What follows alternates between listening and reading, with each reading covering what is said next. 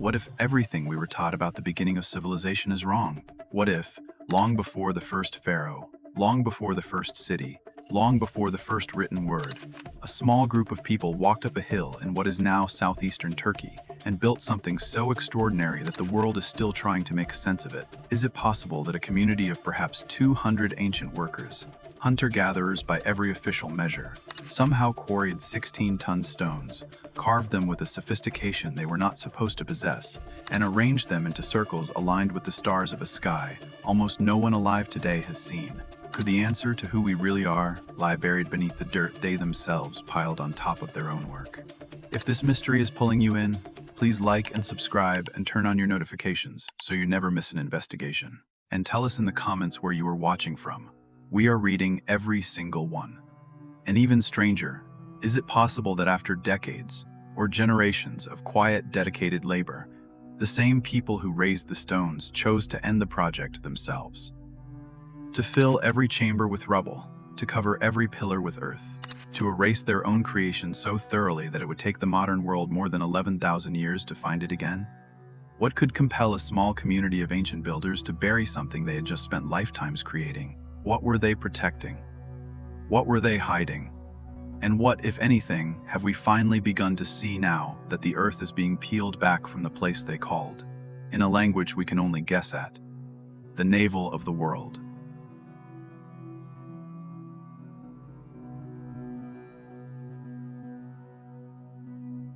The site is Göbekli Tepe. The date is approximately 12,000 years ago. The builders, whoever they were, worked at a moment in human history when, according to every standard textbook, nothing of the sort should have been possible. They did not farm. They did not live in cities. They had no written language that we have been able to find. They had no draft animals, no metal tools, no wheels, no pulleys as we understand them. And yet, on a rocky hilltop overlooking the upper reaches of the Euphrates, they assembled a monument of carved stone that rewrites the beginning of the human story. Not figuratively, literally. The existence of Göbekli Tepe, dated with radiocarbon precision to a period predating farming by more than 1,000 years, has forced the entire academic field of archaeology into a slow, reluctant reconsideration of when civilization really began. And the reconsideration is not finished, because Göbekli Tepe, as unlikely as it is, was not the only such site. It was the first one found. It is not, anymore, the oldest one known. And the question of who these builders were and what they were doing becomes more puzzling with every year of new excavation. What you are about to hear is not speculation. It is a collection of facts, measurements, and archaeological observations that have each been verified by the people who dig in the dirt for a living. The stones exist. The carvings exist.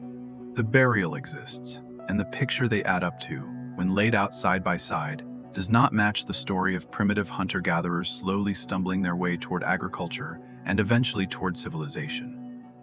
It matches something else, something older, something that the builders themselves may have been trying to tell us in a language of stone for more than 11,000 years. Tree of. The discovery no one was looking for in the story of Göbekli Tepe begins, strangely enough, with a survey that dismissed it. In 1963, a joint team from the University of Chicago and Istanbul University conducted an archaeological survey of the area around modern-day Stanlurfa in southeastern Turkey. The survey included a low hill known locally as the Potbelly Hill, the direct translation of the Turkish name Göbekli Tepe. On the surface of the hill, the surveyors noted some worked limestone slabs and scattered fragments of flint tools. They recorded the site as potentially significant, but they concluded, based on the visible surface material, that the hill was most likely a medieval cemetery. Interesting, but not urgent. They moved on, and for another 30 years, the hill sat undisturbed, its stones protruding just slightly above the dusty scrub, with no one asking what lay beneath. The second chapter of the story opens in 1994. A German archaeologist named Klaus Schmidt, working for the German Archaeological Institute, reviewed the old survey notes and decided, based on the description of the worked limestone fragments, that the Potbelly Hill deserved another look. The locals had long plowed around the larger stones, assuming they were old grave markers too heavy to move. But the flint tools that had been noted in the 1963 survey did not look medieval to Schmidt's trained eye. They looked much, much older. He visited the site personally. He picked up a handful of the flint blades. He looked at the stone slabs still embedded in the hilltop soil. And within the span of that single visit, he realized that whatever was buried at Göbekli Tepe, it was not a cemetery. It was not medieval. Schmidt began excavations the following year.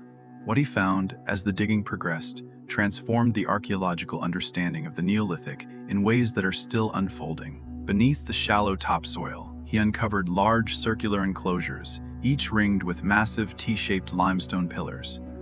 The pillars stood 15 to 18 feet tall. They were carved in the round, not merely shaped. Their broad, flat surfaces bore reliefs of animals: foxes, boars, lions, scorpions, vultures, snakes, and on some pillars, stylized figures that appeared to represent human or human-like beings, with long arms held at the sides and hands curving inward, sometimes holding what looked like belts or sashes. The reliefs were not crude. They were executed with a confidence that implied generations of prior tradition. But there was no prior tradition anywhere in the archaeological record that could have been the source. As the excavation widened, the scale of the site became clear. Göbekli Tepe was not one circle, or two, or three. Geophysical surveys conducted with ground-penetrating radar revealed that beneath the surface, at least 20 major circular enclosures lay waiting. Most of them had not been touched in 11,000 years. The ones that had been excavated were only the beginning. The rest, for reasons of preservation and limited funding, remained buried. Schmidt himself, before his death in 2014, estimated that it would take several more generations of excavation work to fully reveal what was at the site. 2 decades of intensive digging had opened only a small fraction of it, and then came the radiocarbon dating, the organic material recovered from the lowest levels of the enclosures, the charcoal from ancient hearths, the fragments of bone from consumed animals, returned dates that the archaeological community initially refused to believe. 9,500 BC, 9,600 BC, in some samples older. The site was approximately 12,000 years old. Built 2,000 years before Sumer. Built 5,000 years before the Great Pyramid. Built, crucially, before the Neolithic Revolution, the widely accepted dividing line between the old Stone Age hunter-gatherers and the agricultural civilizations that eventually followed. Göbekli Tepe should not have existed. There was no framework at the time of its discovery that allowed for what it clearly was. The people were not supposed to boil it. Understanding why Göbekli Tepe is so disruptive requires understanding what the academic consensus held before its discovery. The story, as it had been taught in introductory archaeology classes for decades, went something like this. Human beings lived for hundreds of thousands of years as hunter-gatherers. They moved in small nomadic bands. They hunted animals and foraged for plant foods. They did not stay in one place long enough to build anything permanent. They certainly did not construct large ceremonial monuments because they lacked the social organization, the food surplus, and the technical infrastructure that such projects require. Then, roughly 12,000 years ago, something began to change. In a few favored regions, particularly the Fertile Crescent of the Middle East, small human populations began experimenting with the cultivation of wild grains. They started to stay in one place for longer periods. Over the course of generations, they selected the plants that produced the best yields and the animals that were easiest to tame. This was the slow, centuries-long transition that archaeologists call the Neolithic Revolution. It was the beginning of agriculture, and agriculture in the standard narrative is what made everything else possible. Settled villages came from agriculture. Food surplus came from agriculture. Surplus allowed specialization. Specialization allowed priests, craftsmen, soldiers, rulers, and from specialization came the first monuments, temples, granaries, palaces, eventually cities. Eventually, writing. Eventually, history. In this framework, monumental architecture was a late arrival.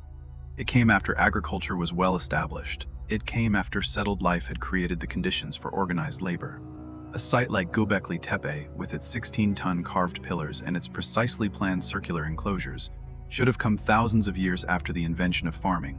It should have been built by a well-developed agricultural society with a permanent population in the thousands. With the social hierarchy to command labor, with the food stores to feed a workforce, and with the technical traditions to plan such an ambitious project. But Göbekli Tepe was built by none of those things. The archaeology is specific on this point. The site is surrounded by the bones of wild animals, hunted with stone-tipped spears. Gazellas, wild boar, wild sheep, aurochs. There are no bones of domesticated animals in the lowest, oldest layers. There are no domesticated grains. There are no storage pits for surplus food. There are no permanent dwellings within the ceremonial enclosures.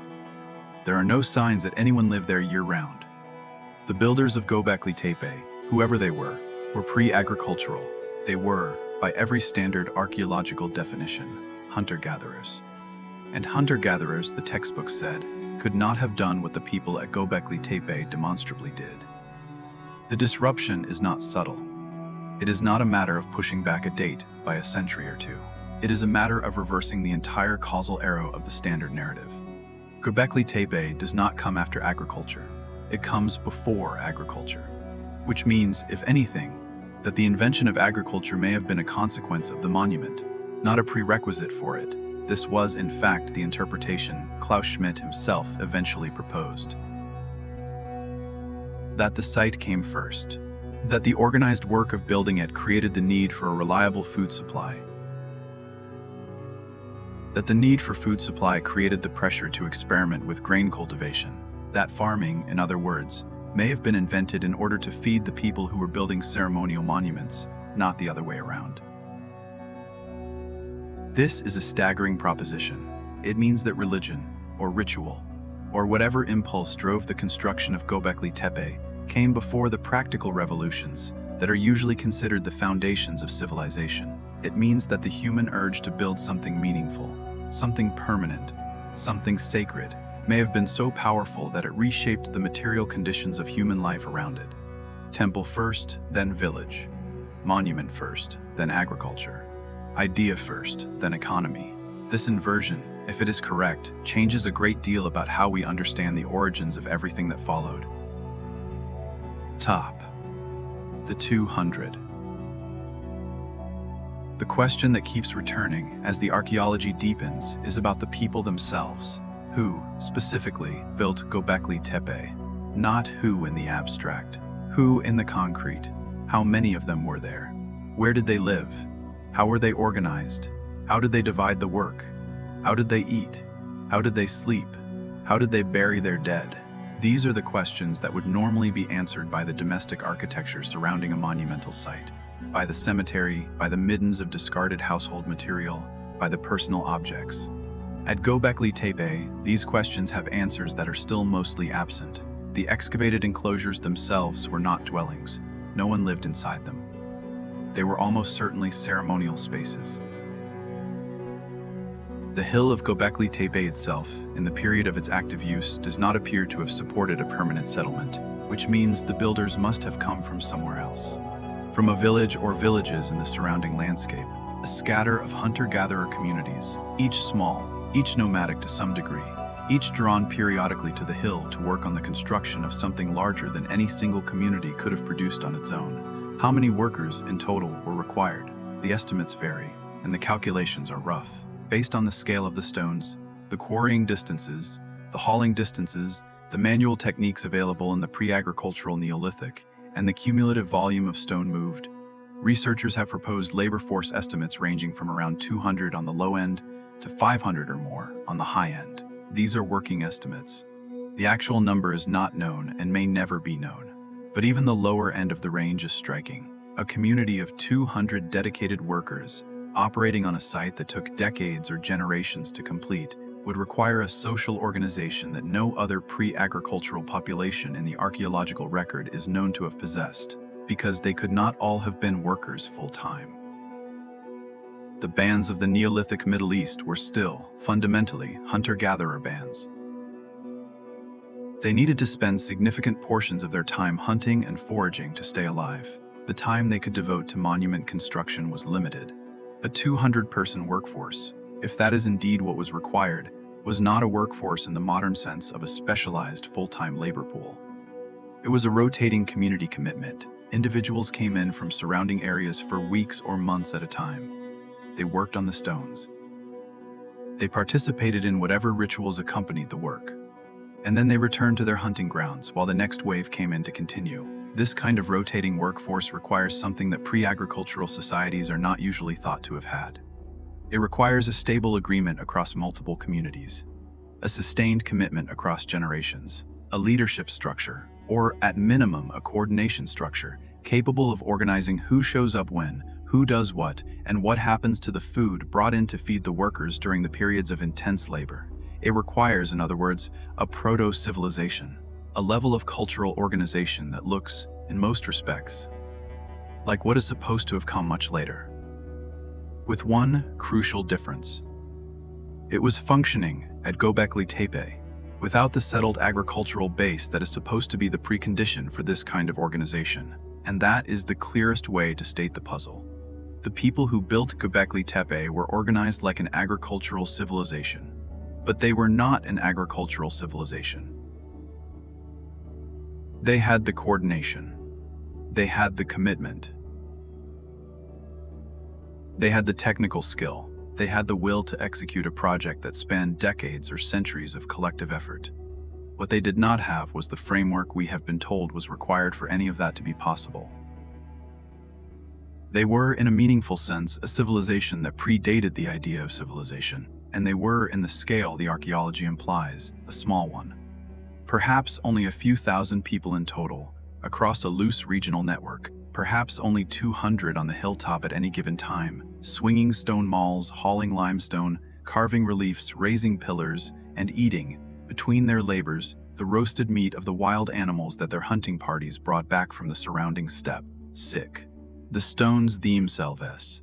The physical facts of what the builders produced are worth pausing over, because they are, in some ways, the most direct testimony we have about the abilities of the people involved. The T-shaped pillars that define Göbekli Tepe are not small.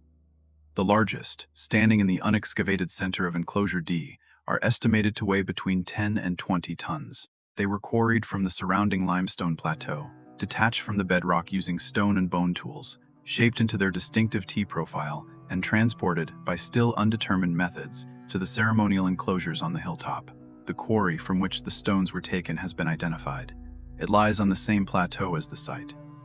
The ancient channels cut to detach the pillars from the bedrock are still visible. One pillar, partially detached but never fully extracted, still lies in the quarry, a silent witness to the effort the process required. Moving a 10 to 20-ton block, even across a few hundred meters of rolling terrain, is not a trivial task for any population, let alone one without wheeled vehicles or draft animals. The common assumption is that the blocks were dragged on wooden sledges, across a bed of rollers, by teams of workers using ropes. This is, in principle, possible. Experimental archaeology has demonstrated that teams of 50 to 100 people, using simple pulling techniques and rollers, can move stones of this size across short distances. The labor involved is enormous. The time required is measured in days per stone, and the Göbekli Tepe site contains dozens of such stones, across its excavated enclosures, with many more still awaiting discovery in the unexcavated ones. The shaping of the stones is where the puzzle deepens. The T-shape itself is not a simple form to produce. The horizontal top, perpendicular to the vertical pillar, requires the careful removal of stone from two sides, leaving a precise right angle. The reliefs carved into the flat faces of the pillars are executed with a confidence that argues for a long tradition of relief sculpture. But no such tradition exists in the regional record before Göbekli Tepe. The site contains the earliest known monumental relief sculpture in human history, and yet it is already a mature art. The foxes are recognizable as foxes. The lions have articulated paws.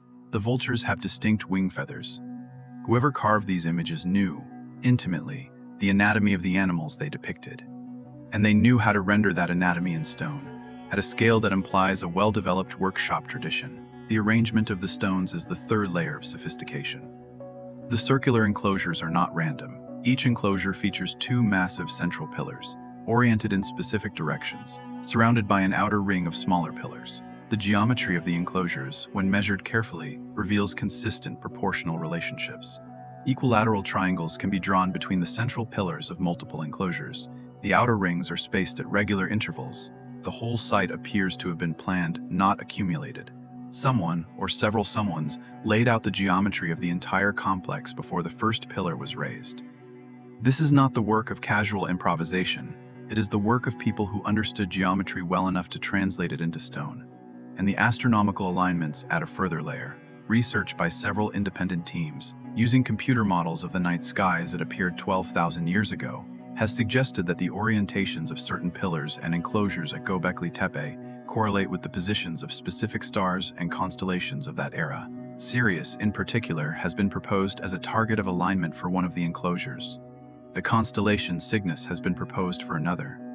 The carved animals, in some interpretations, correspond to constellations as the Neolithic sky would have grouped them, not the constellations we know today. Different constellations. Older ones. Ones that would have made sense to people looking up at the sky from that place, at that time, with the particular pattern of stars then visible. If these interpretations are correct, and they remain debated, then Göbekli Tepe is not simply a ceremonial site. It is an observatory. A place where the people who built it were tracking the sky, recording what they saw in stone, and constructing a kind of permanent celestial map, which would, in turn, mean that they had been watching the sky carefully enough, for long enough, to recognize patterns worth recording. Astronomy, as a discipline, does not emerge in a year. It takes generations of accumulated observation. If the Göbekli Tepe builders were astronomers, they were working from a tradition that must have been older than the site itself. A tradition whose origin, like so much else about these people, is not visible in the archaeological record. The carved ones among all the images carved into the pillars. One category deserves particular attention. The central pillars of several enclosures bear reliefs that appear to represent the builders themselves, not as human figures in the ordinary sense, as something stylized, elongated, and oddly formal. The pillars themselves, seen from the side, have a shape that suggests a standing being with its shoulders represented by the horizontal top of the T. Carved into the vertical surfaces are what appear to be belts, loincloths, arms bent at the elbows, and hands with articulated fingers resting on a belt or stomach. The faces, in most cases, are absent. The T-top has no carved features. It is a kind of anonymous representation, a being but a being without individuality, a being standing for something larger than itself. The interpretation of these figures is one of the central questions of Göbekli Tepe research. One reading, offered by some of the excavators, is that they represent ancestors, revered dead, beings from a previous generation or a previous age, standing permanently in the ceremonial space, presiding over whatever rituals were performed there. Another reading is that they represent deities, gods in the technical sense, non-human powers to whom the rituals were directed. A third reading, less traditional but persistently raised by researchers operating outside the mainstream, is that they represent something else. Teachers, visitors, beings who came to the people who built Göbekli Tepe and taught them what they needed to know to build it. The figures in this reading are not abstract ancestors or mythological gods. They are portraits, stylized and simplified, of specific beings the builders remembered having seen. This third reading is speculative. It cannot be proven from the carvings alone, but it fits, suggestively, with the larger pattern of early human testimony about the origins of civilization. The Sumerians, 4,000 years after Göbekli Tepe, spoke of the Anunnaki who came down from the sky and taught them. The Egyptians spoke of the gods of Zep Tepi, who established the first temples. The peoples of India spoke of the sages of the earlier yugas who brought knowledge from a vanished world. Every ancient culture that left a written or oral record of its beginning seems to have remembered teachers, figures who were not quite human, beings who came, taught, and left. The figures carved into the pillars of Göbekli Tepe, 12,000 years old, may be the earliest surviving image of exactly this kind of memory. Not gods invented by imagination, portraits carved from life, or, at minimum, portraits carved from a collective recollection that was still fresh enough, when the stones were raised, to render with some confidence. Whether or not that reading is correct, the figures themselves are real. They are there. They can be visited today in the enclosures that have been opened to excavation. They stand in their carved stillness, their faces blank, their hands folded, their belts intact after 120 centuries beneath the earth. They were made by the 200, or the 500, or however many people it took. And the people who made them, whoever they were, clearly thought these figures mattered. They are not decorative.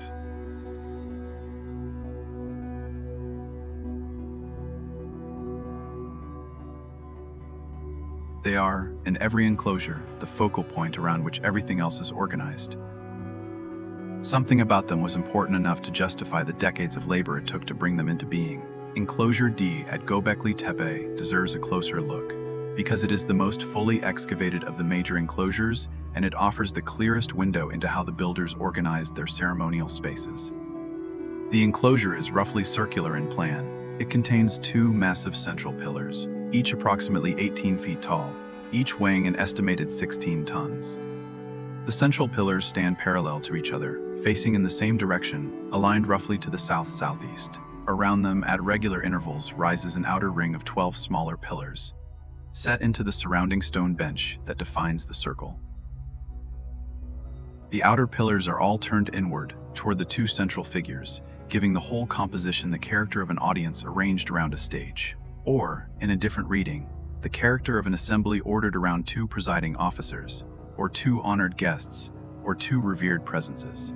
The two central pillars of Enclosure D bear some of the most detailed carvings at the site. The fronts of the pillars show stylized belt elements, loincloth-like garments, and hands with articulated fingers folded across the belly. The sides show more elaborate reliefs, including snakes descending from shoulder to waist, and what some researchers have interpreted as carefully rendered articles of clothing or insignia. The pillars are almost certainly meant to represent beings, not just abstract shapes, but the beings they represent, whatever they were, are not portrayed with faces. The carved T-top, which would be the head position on a standing figure, is simply a flat horizontal slab. No features, no eyes, no ouse, no expression of any kind. The beings are anonymous in a deliberate, deeply specific way. Someone chose, repeatedly, across dozens of central pillars at multiple enclosures, to leave the face blank. One interpretation of the blank faces is that the beings were understood to be so sacred, so beyond ordinary human representation, that any attempt to portray their features would have been inappropriate, a kind of imageless divinity. This is not without parallel. Later religious traditions in the Middle East, including the Israelite tradition from which Judaism emerged, famously forbade the portrayal of the divine in carved form. The faceless central pillars of Göbekli Tepe may be the earliest surviving instance of this kind of theological restraint, or they may not. Another interpretation is that the faces were originally present and were deliberately erased at some point during the history of the site, perhaps at the moment of the burial. A third interpretation is that the faces were never meant to be carved because the beings being represented simply did not look like anything the builders could easily render in stone. Their features, whatever they were, did not lend themselves to the sculptural language available, and so the face was left blank, as an honest acknowledgement of the limits of what the artist could convey. This third reading is particularly intriguing because it connects to other ancient traditions of representing beings whose appearance was fundamentally difficult to depict. The Sumerian cylinder seals often show deities in highly stylized forms, with characteristic features that may reflect more than simple artistic convention. The Egyptian representations of certain primordial gods, in the earliest pre-dynastic period, also show unusual formal choices that break from the later conventions of Egyptian art. Whatever the builders of Göbekli Tepe were trying to represent, they were clearly working at the edge of what was possible for them to render.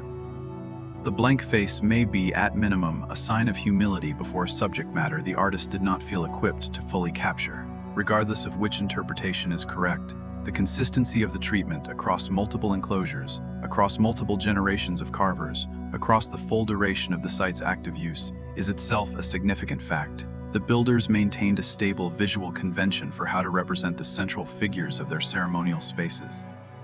The convention did not drift. It did not evolve. It stayed the same, decade after decade, century after century, which means the builders had, in effect, a canon, a set of artistic rules they inherited, followed, and transmitted. A tradition strong enough to survive unchanged across 1,500 years of use. And the question of where that tradition came from, who established it, and on what basis the rules were fixed, is once again a question the archaeological record does not, at present, answer. The other stone hills. One of the most consequential developments in Göbekli Tepe research over the past 15 years has been the realization that the site is not unique. It is not an isolated oddity. It is the most famous of a regional network of contemporaneous sites scattered across southeastern Turkey. The whole complex has been given a collective name by Turkish archaeologists. It is called Taş Tepeler, which translates as stone hills. More than a dozen sites have been confirmed to belong to the network. All of them date to roughly the same period as Göbekli Tepe itself. All of them feature variations on the same architectural vocabulary: T-shaped pillars, circular or rectangular enclosures, carved animal reliefs, stylized human figures, a shared visual culture that clearly indicates a single regional tradition, spread across dozens of miles of terrain, with multiple communities participating. The most extensively excavated of the sister sites is Karahan Tepe, roughly 35 kilometers east of Göbekli Tepe. Karahan Tepe has produced results that are, in some respects, even more startling than Göbekli Tepe itself. At the heart of the site is a chamber carved directly into the bedrock of the hilltop. The chamber is entered through a narrow passage. Inside, a row of tall stone pillars rises from the floor, set into carefully cut sockets in the bedrock. At the far end of the chamber, a single carved human head projects horizontally from the wall, its features staring into the room with a patient stillness that is deeply unsettling to visitors. The head is not a full figure. It is a face emerging from stone, a detached presence, watching whoever enters the chamber. The Karahan Tepe chamber is small. It could not have held more than a handful of people at any one time. Its purpose remains, at this stage, a matter of informed speculation. Some researchers have suggested it was a ritual space for initiation. Others have proposed it was a space for communication with the beings represented by the pillars and the watching head. The narrow entrance, the deliberate concealment, the careful carving of the interior features, all suggest a site of intimate, not communal, importance. This was not a place for a crowd. This was a place for individuals, in small numbers, performing something that required the watching presence of the carved head and the silent geometry of the pillars. Another sister site, Nivali Sauri, was partially excavated in the late 20th century before being permanently flooded by the construction of the Ataturk Dam. Nivali Sauri produced some of the most remarkable Neolithic sculptures yet recovered. Limestone statues of human heads, carved in the round, with unusual hair arrangements and serpentine elements that have not been fully interpreted. A communal ceremonial building with stone pillars set into its walls. Personal objects, stone tools, fragments of daily life. All of it, now, beneath the reservoir. The dam was built for modern water and power needs.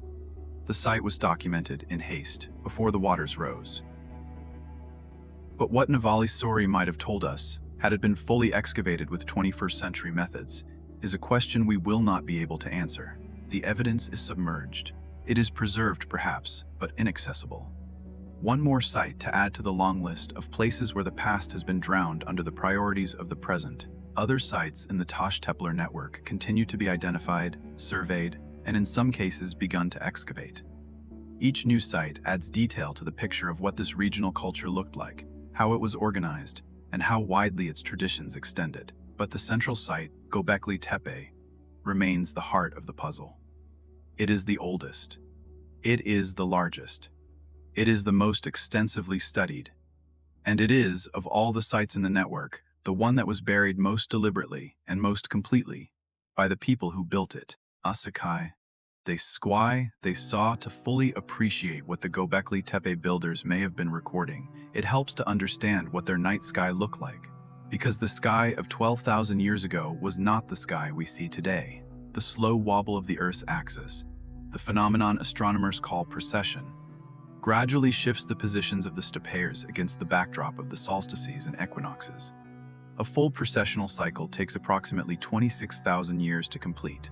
Over the course of that cycle, every constellation slowly migrates through the calendar, rising and setting at different times of year depending on where in the cycle the observer happens to be standing. 12,000 years ago, the stars that dominated the pre-dawn sky in the spring were not the stars that dominated today. The pole star was different.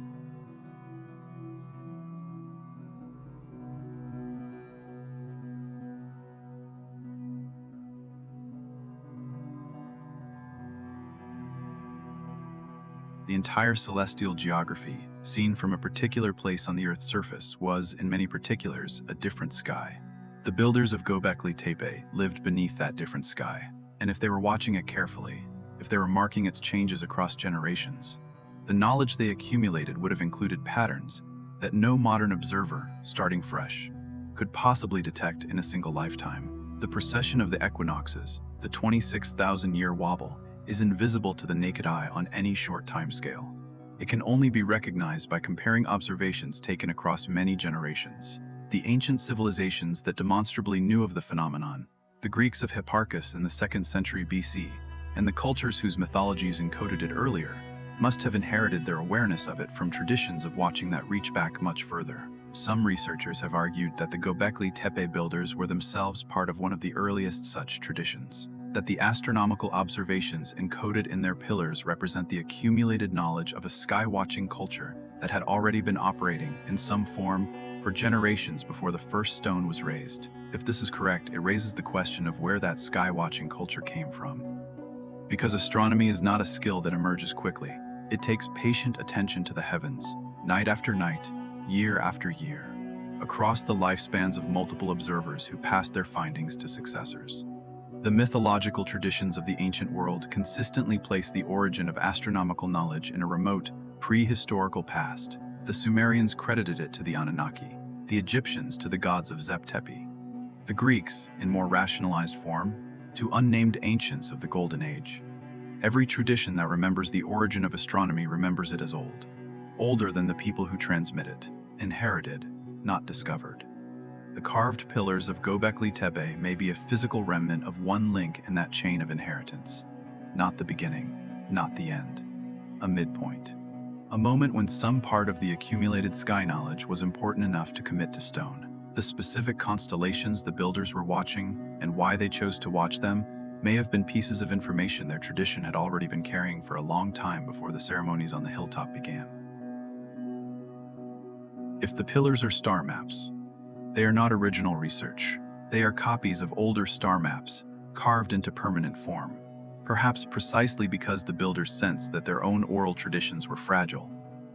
The stars needed to be preserved in a more durable medium. They needed to be written into stone, since there was nowhere else they could be safely kept. This is the kind of motivation that would make sense of the enormous effort the site represents. If the pillars were not just a temple, but a library, not just a ritual space, but an archive, not just a ceremonial ground, but a repository of accumulated astronomical knowledge, then the investment of generations of labor begins to look proportionate to the stakes.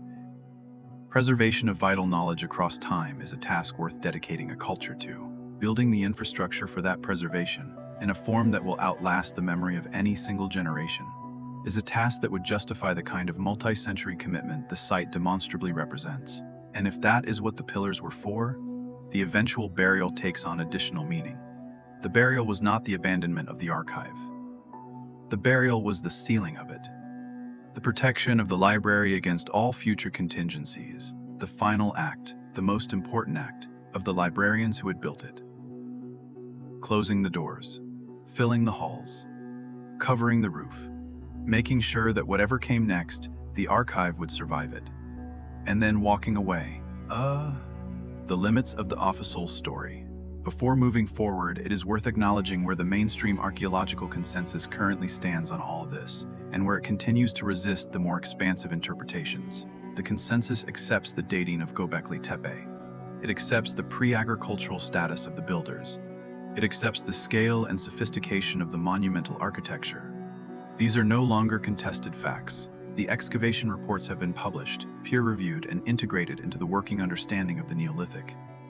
Where the consensus remains cautious is on the interpretive layer, the astronomical readings of the pillars, the proto-writing hypothesis, the connection to later mythological traditions of teaching gods, the suggestion that the burial was deliberately a time capsule, are all considered, within mainstream archaeology, as possibilities worth exploring, but not as established conclusions. The professional journals tend to emphasize the local cultural context of the site, its role in the regional ritual economy, its relationship to nearby settlements, the practical logistics of its construction. The more speculative questions about what the builders might have known, where their knowledge came from, and what they intended to transmit, are handled with visible caution or delegated to popular writers and researchers operating outside the formal academic structure. This is not necessarily a bad thing.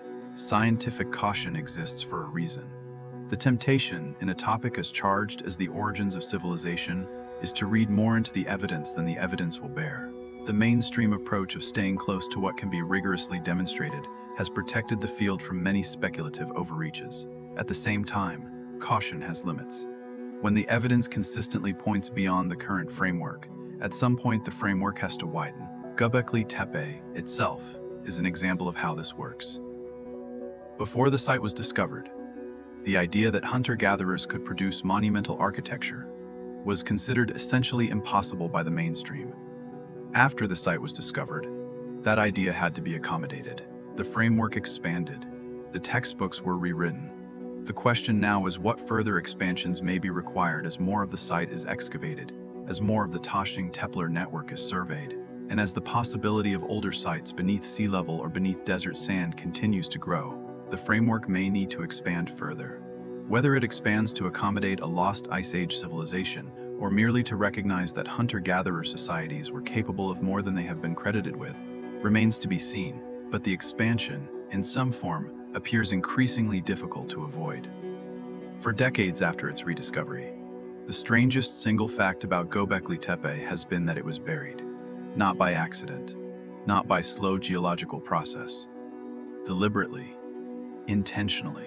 At some point around 9,600 years ago, the people who had been using the site for a period of perhaps 1,500 years, across 40 or 50 generations, made a collective decision. They would stop. They would end the work. And they would hide what they had made. The burial was thorough.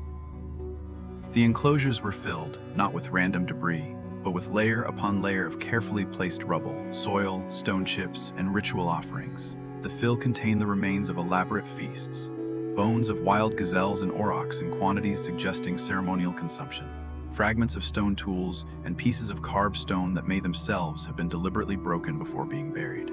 The pillars, still standing in their sockets, were slowly submerged beneath the rising fill. The central figures, the stylized beings whose presence seemed to organize everything else in the enclosures, were the last to disappear beneath the earth. And then the whole hilltop was covered, smoothed over, made to look from the outside like any other feature of the surrounding landscape. Unremarkable, unworthy of notice. Why? Why would anyone do this? The question is almost impossible to avoid. Why build something so elaborate, over so many generations, only to seal it away forever at the end? This is not the behavior of people who have finished a project and wish to move on to the next. It is not the behavior of people whose site has fallen out of use and been abandoned to natural decay. It is the behavior of people who have made a decision, a specific, intentional decision. That what is inside the hill should be, from this moment forward, hidden. Hidden from what, is the question. And hidden from whom? Several interpretations have been offered. The most conservative is that the burial was itself a ritual. That the act of filling the enclosures, of returning the carved stones to the earth, was a kind of ceremonial closure, a way of completing the sacred cycle, sealing the ritual history of the site, consecrating the space to its next phase. In this reading, the burial was not concealment, it was dedication. The enclosures were not being hidden. They were being completed, in a religious sense, by being returned to the ground from which the stones had come.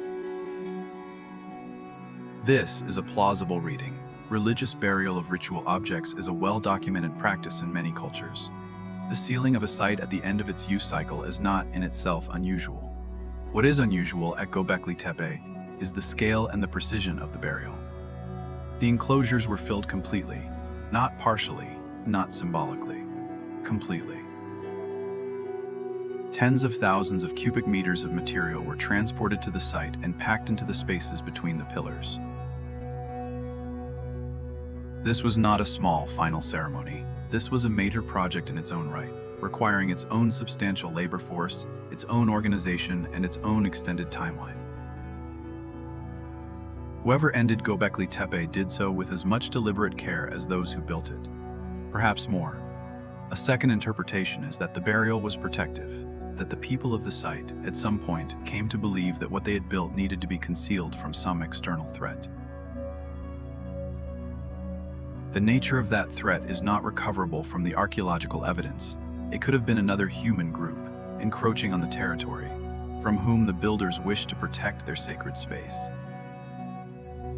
It could have been the knowledge of what was inside the enclosures, knowledge they wished to preserve only for their own community, and not for outsiders. It could have been something else, an inherited fear, a tradition of concealment passed down from earlier times, a memory of what happens when such places are left exposed.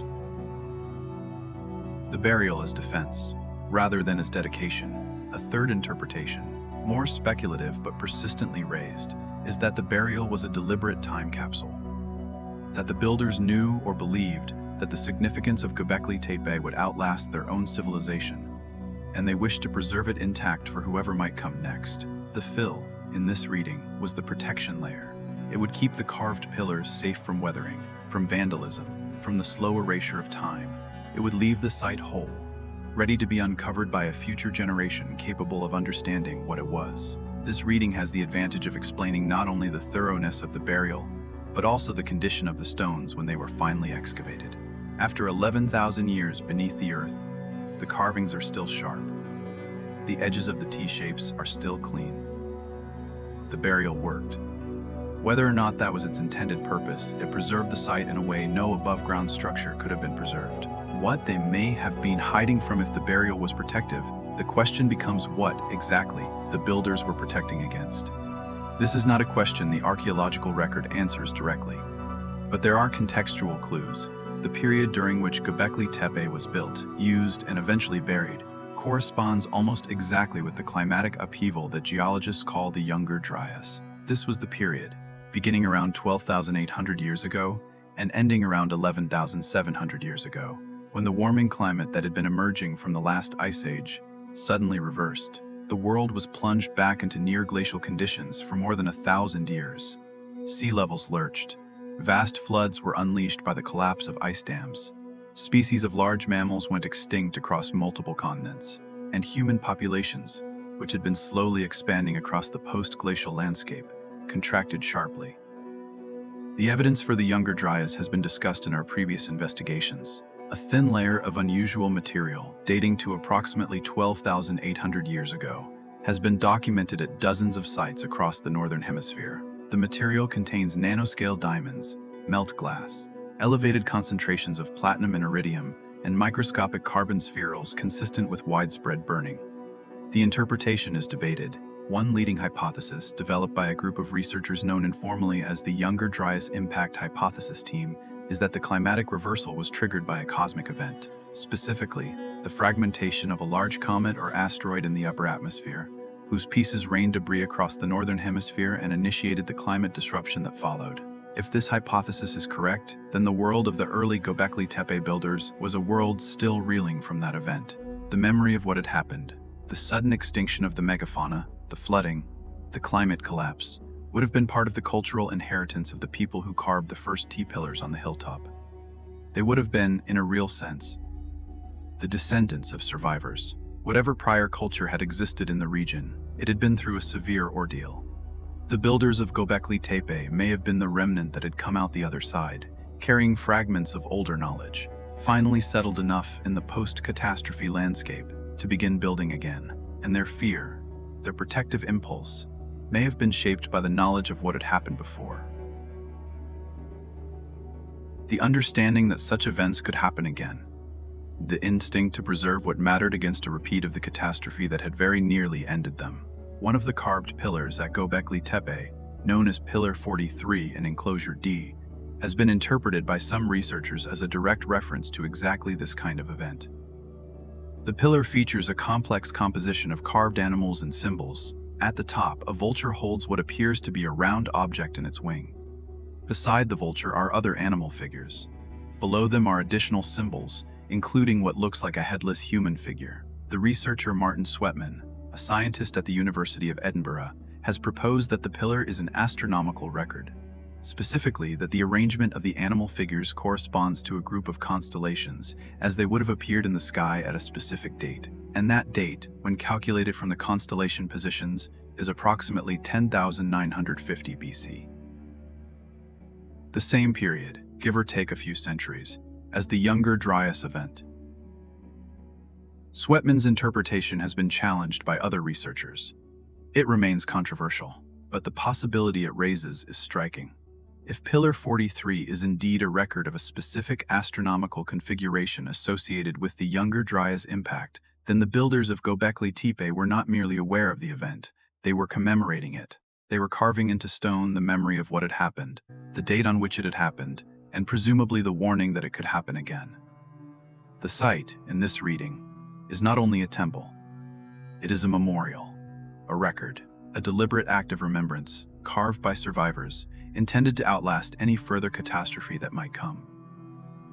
And then, at some point, they covered it over. The now a legend in the stone. If the pillars were meant to preserve knowledge, the question of what kind of knowledge they preserved becomes central. Pillar 43 is one example. But it is not the only one. Other pillars at Göbekli Tepe bear compositions that may, if read carefully, contain additional information. The arrangements of the animal reliefs on the central pillars of enclosure D show consistent patterns that some researchers have suggested may correspond to a system of proto-writing, not full writing in the sense of the later Sumerian cuneiform, but symbols, organized in sequences that may have encoded specific meanings. A memorandum of something, a list, a record of events or teachings or observations. The problem with interpreting such possible proto-writing is that we have no key. There is no Rosetta Stone for Göbekli Tepe, no bilingual inscription connecting its symbols to a known language. Whatever the builders were encoding, they encoded it in a system that did not survive them, or if it did survive, it has not yet been recognized as the descendant of what they were doing.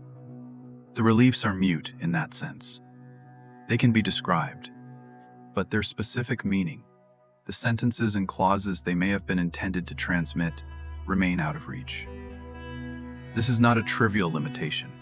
It means that even if Göbekli Tepe was a deliberate record, intended for future generations, we may not yet be a generation capable of reading it. The builders may have assumed that anyone who could uncover the site would also be able to decode its messages. That assumption, if they made it, has not yet been borne out. We can see the images. We can appreciate the craft. We can speculate about the meanings, but the specific content of what the builders wanted us to know, we do not yet possess. This is itself a strange and humbling realization. Imagine, for comparison, a future civilization 10,000 years from now uncovering a modern library. They would see shelves of printed books. They would recognize the books as objects of importance, clearly arranged with purpose, clearly preserved with care. But without a key to our modern languages, they would not be able to read them. The content would be inaccessible. The library would be present, physically, but mute. That, more or less, is our current relationship to Göbekli Tepe. We have the library, we have the books, we have them in exceptional condition because the builders buried them with such care. What we do not have is the key, and until we have the key, whatever specific knowledge was meant to be transmitted to us remains. For now, on the other side of a wall we do not yet know how to climb. The Jinnering problem, setting aside the question of what was encoded in the reliefs. There is another category of knowledge embedded in the site itself. The engineering knowledge, the practical, mechanical, technical knowledge required to do what the builders demonstrably did. How did they quarry the stones? How did they move them? How did they raise them? How did they carve them? What tools did they use? What techniques did they apply? What traditions of prior experimentation allowed them to execute a project of this scale with the consistency of workmanship the site exhibits? Experimental archaeology has made some progress on these questions. Teams have successfully quarried limestone blocks of comparable size using stone tools. Teams have successfully moved stones of similar weight across short distances using simple human labor and wooden rollers. Teams have carved animal reliefs into limestone using hammerstones and bone chisels, producing results that approach, though do not quite match the quality visible at Göbekli Tepe. The experimental work has established, broadly, that the construction of the site is within the reach of pre-agricultural human labor, given enough time and enough people. But the experimental work has also established limits. The quantity of stone moved at Göbekli Tepe, across the excavated enclosures and the unexcavated ones, implies a total labor commitment that is difficult to match with the realistic productivity of pre-agricultural populations. The precision of the T-shapes, consistent across dozens of pillars, argues for a standardized template that was maintained across generations of carvers. The quality of the animal reliefs, which show no obvious developmental sequence from crude to refined, suggests that the carvers brought their skills to the site already fully developed.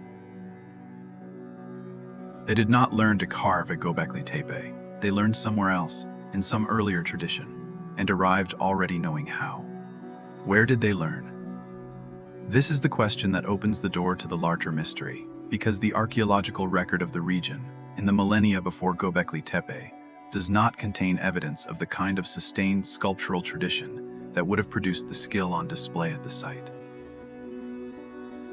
There are earlier figurines. There are earlier small carved objects, but there is nothing in the known record that would have been a training ground for carvers capable of executing the pillars at Göbekli Tepe at the level they were executed. The builders, whoever they were, arrived at the site with a tradition that was already mature, and the source of that tradition, in our current state of knowledge, is not identifiable. This is the same problem in a slightly different form that appears at every major ancient site.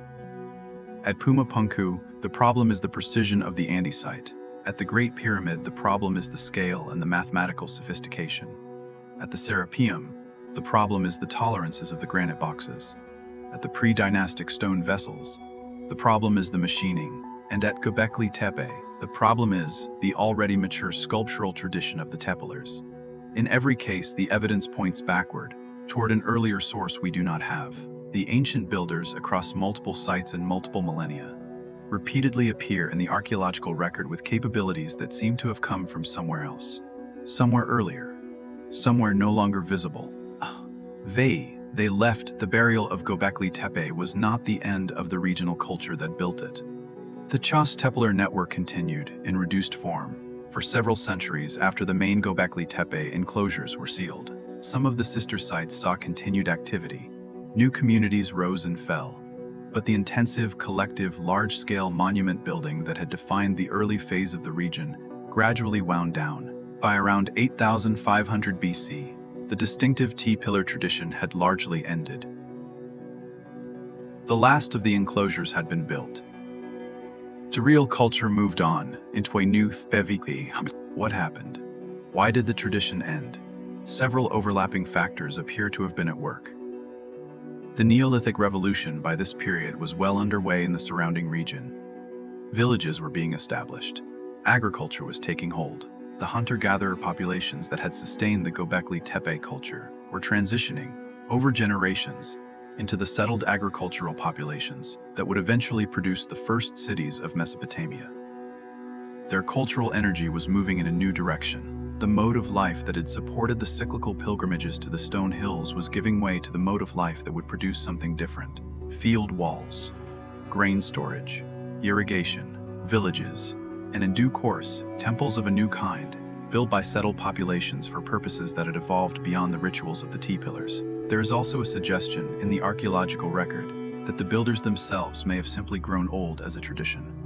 Cultural forms, like individuals, have lifespans. The monument-building impulse at Göbekli Tepe may have exhausted itself, generation by generation, as the cumulative investment required to continue the project became unsustainable. The stones were getting heavier. The quarrying distances were getting longer. The workforce required was getting harder to assemble, as the surrounding populations redistributed themselves in response to the warming climate and the expanding possibilities of the new post-Younger Dryas world. At some point, the effort of continuing simply outweighed the commitment to continue. The last enclosure was sealed, the last pillar was covered, and the people walked away. But this explanation, while plausible, is incomplete. It does not account for the ritual care of the burial. It does not account for the thoroughness of the concealment. A tradition that simply exhausted itself would not, typically, be ended with such deliberate, coordinated effort. What was sealed at Göbekli Tepe was not merely abandoned, it was put away, placed with intention, beyond the reach of future interference. Whoever made that decision was not simply moving on. They were finishing something.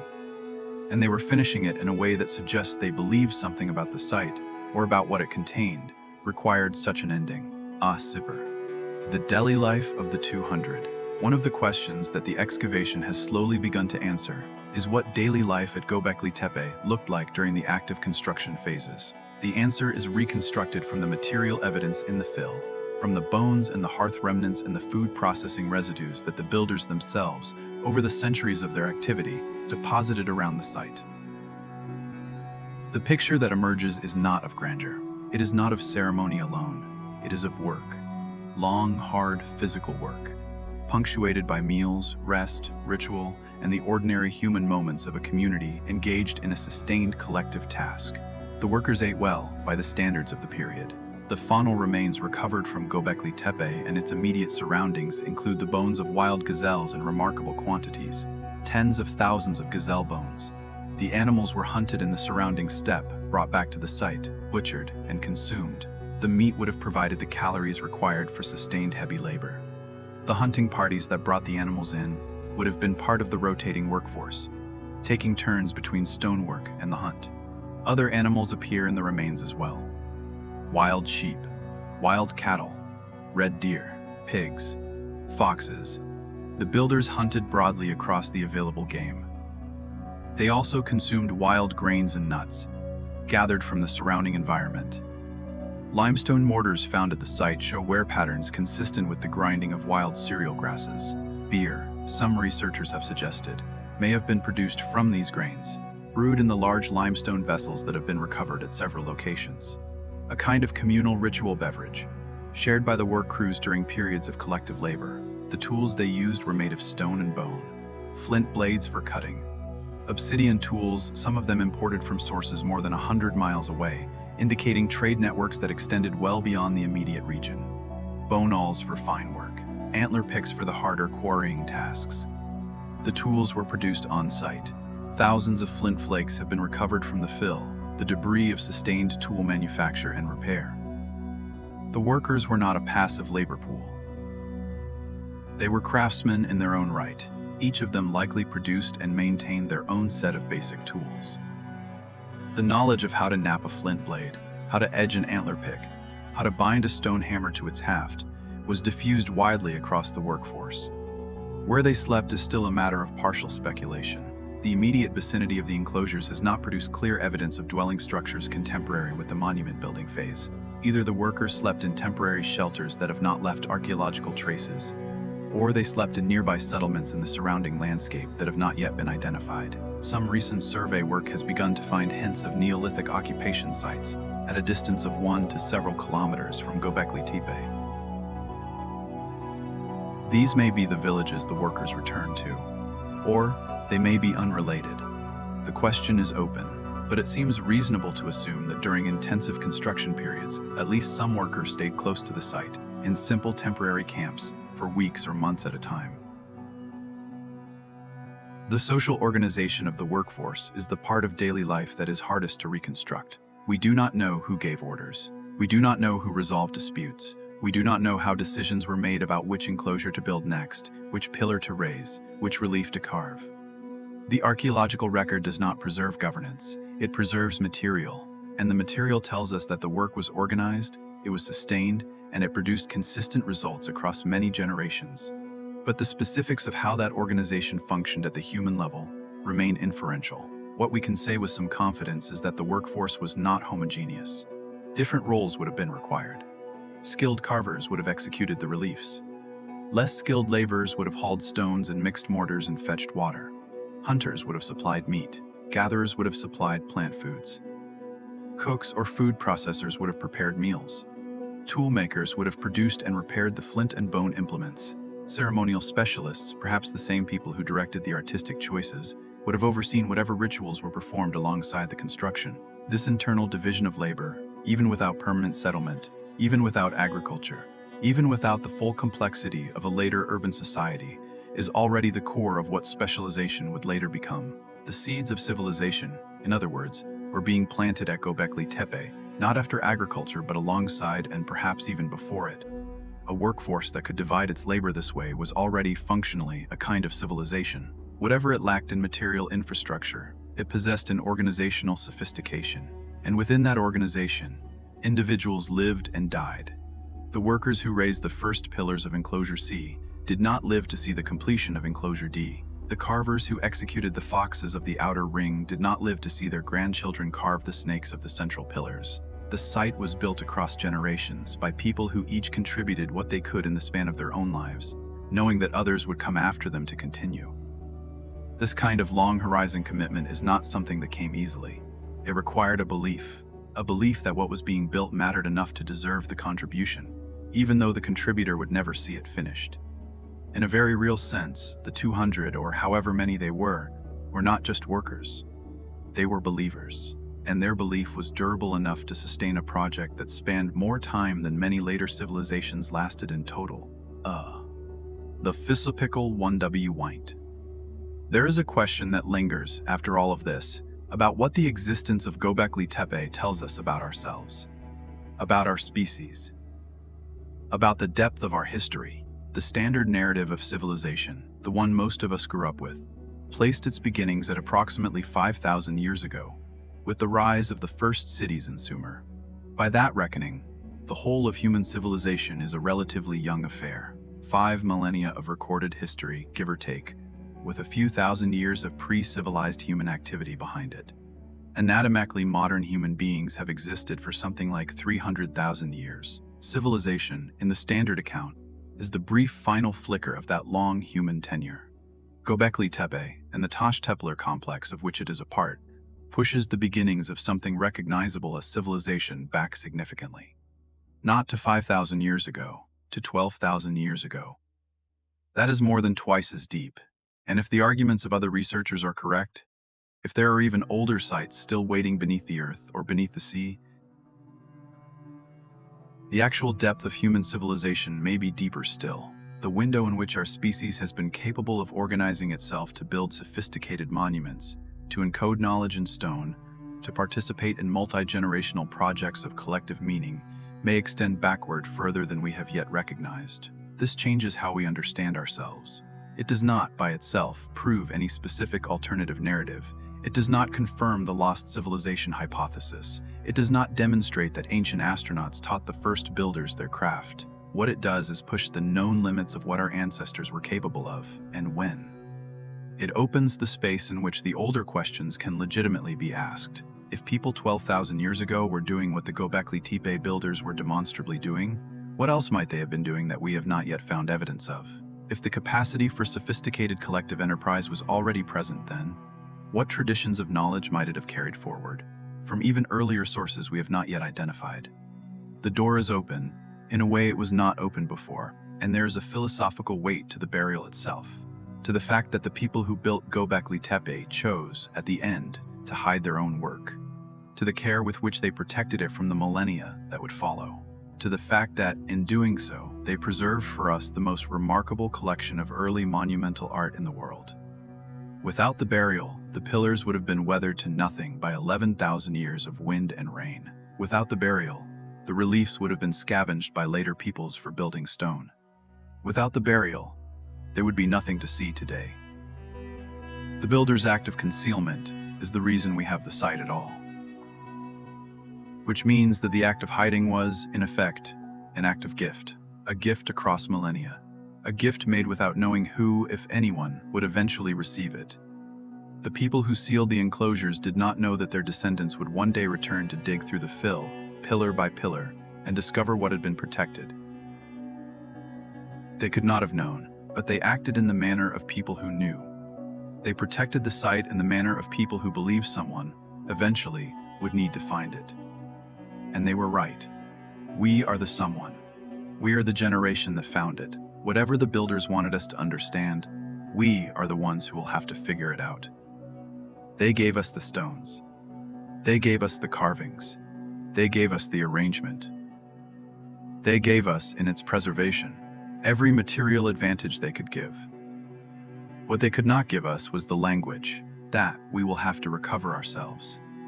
Tree and Tyresdelf. The tree and Tyres.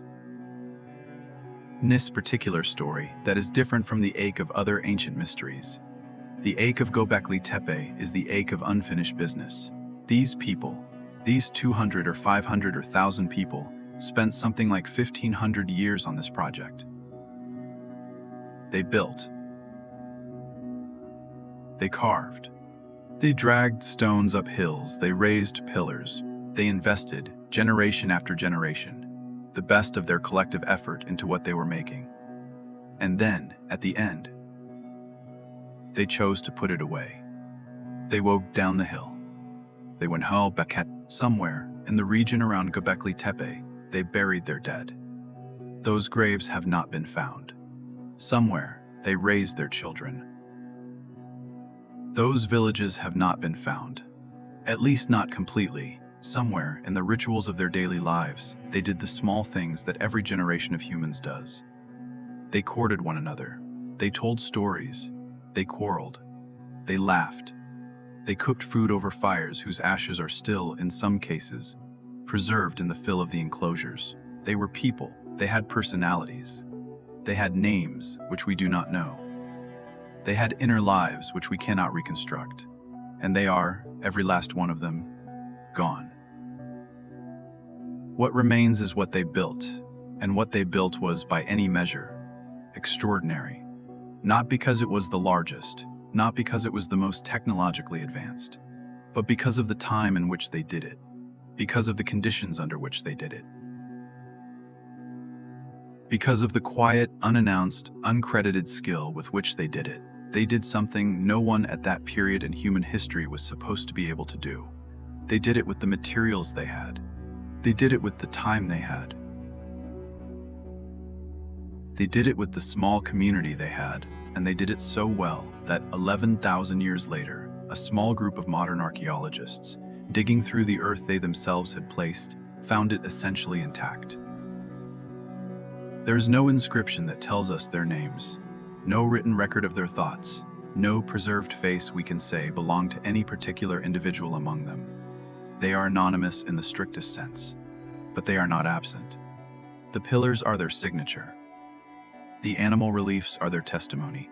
The circles of carved stone, preserved beneath the dirt they piled on with such care, are the only voice they have. And the voice, even without specific words, says something. It says that they were here. It says that they cared. Perhaps you are watching this right now, and something is stirring in you about that. About the quiet persistence of the people who made this place. About the patience required. About the faith, across generations, that would never see the finished project. That what they were building mattered enough to continue. We live in an age of fast iteration, of endless distraction, of projects that last a quarter, a year, a news cycle. The people of Göbekli Tepe lived at a slower pace. They measured their work in lifetimes. They measured their commitment in centuries. Whatever else they were not people in a hurry. They believed in the worth of slow, accumulated collective labor towards something larger than themselves. And in believing it, they produced something that has outlasted every empire, every dynasty, every economic system, and every city that has arisen on the earth since. The stones are still there. They are being slowly uncovered. Most of them still lie beneath the soil. Their builders placed. Generations of archaeologists, long after ours, will continue the work. And the site will yield, pillar by pillar, what it has to yield. Perhaps at some point, the key will be found. Perhaps at some point, we will learn to read the reliefs as the builders intended them to be read. Perhaps the proto-writing, if that is what it is, will eventually be decoded. Perhaps we will finally know what the 200 wanted us to know. Or perhaps we will not. Perhaps we will not. Perhaps the reading will always elude us. Perhaps the best we will ever have is the silent fact of the stones themselves, standing where they stood, carved as they were carved, waiting patiently to be seen. Either way, Something about the choice the builders made has been returned to us. The choice to bury what they had built. The choice to protect it. The choice to trust that a future generation, somewhere, would be worth uncovering it for. That trust, across the distance of 120 centuries, has finally been honored. We are here. We are digging. We are looking at what they left. And we, standing in the rubble they piled, are deciding what to do with the inheritance they chose, all those millennia ago, to pass on. Perhaps the deepest question is not how they did it. Perhaps it is not even why they did it. Perhaps it is not even why they did it. Perhaps the question at the end of everything is simply this: what, in our own time, are we building that is worth protecting at that scale? What is worth the patience of generations? What is worth burying, with care, so that someone, a very long time from now, can dig it up and know that we were here, and whether, when they find what we have left behind, they will look at it and say what we say now, looking at the stones of Göbekli Tepe, that the people who made this wanted us to see it, that they trusted us to come, and that, at last, we did.